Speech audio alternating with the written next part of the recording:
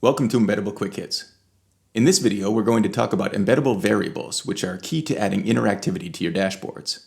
For example, when a user selects something from a drop-down list, that value is stored in a variable, and other components can be configured to respond to that variable and its changes. We'll show you how variables work in Embeddable and how they unlock the power of your dashboard. We'll add a component to our dashboard and observe the variables that automatically get created, then tie another component to those variables in order to create an interaction. Let's get started. As you can see, I've got a brand new embeddable dashboard here. If you want to follow along, I recommend starting from scratch like this, but if you're using an existing dashboard, that's okay too. We'll only be working with two components. First, let's talk about datasets very quickly. All embeddables use datasets to manage data. If you'd like to learn more about them, good news. We've got another embeddable quick hit on that exact subject. For now, I'm just going to quickly create an orders dataset using embeddable sample data. With that done, let's add a default bar chart. We're going to select orders for the dataset, number of orders for the measure, and country of origin, which is available via a join on our customers model for the x-axis. We'll adjust the limit to 1000 to make sure that we have plenty of data, and then go ahead and save that. This gives us a basic bar chart of orders per country. Now let's add a multi-select field drop-down component. This is where the variables come in.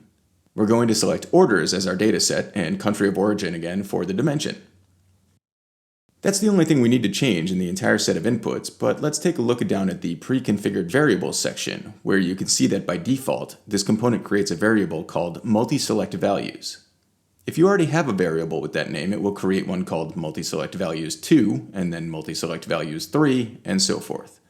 We strongly recommend renaming your variables for clarity, as dashboards can get a little confusing if you have a lot of filters impacting a lot of different variables.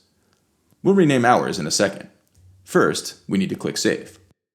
Now you can see that the variable has shown up in the variables list in the right-hand column. Click the Edit icon and let's rename it to Country Select drop-down choices. Then click Confirm. With that done, it's time to wire our bar chart up to be filtered by the Select box. Mouse over the bar chart and choose the pencil icon to edit its settings. We're going to add a filter, so we'll click the Filter button. Then we'll choose Country of Origin once again.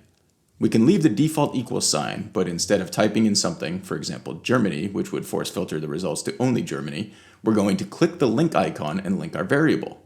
Once that's done, click Save. Now we can head into preview mode to test. Click the preview button at the top and you'll switch modes. From here, we can select as many options in the dropdown as we want and see the bar chart update when we hit apply. This is the power of embeddable variables in action. They let components talk to each other, and as one component's variable changes, the other component's data updates to reflect that change. You can also link a variable to a dataset filter, which is incredibly powerful, as it means you can change a single variable and have any component using that dataset also change, without having to tie every single component to the variable. Have questions or concerns about embeddable variables? Check out our documentation for lots more detail, and you can always join our community Slack and ask questions there.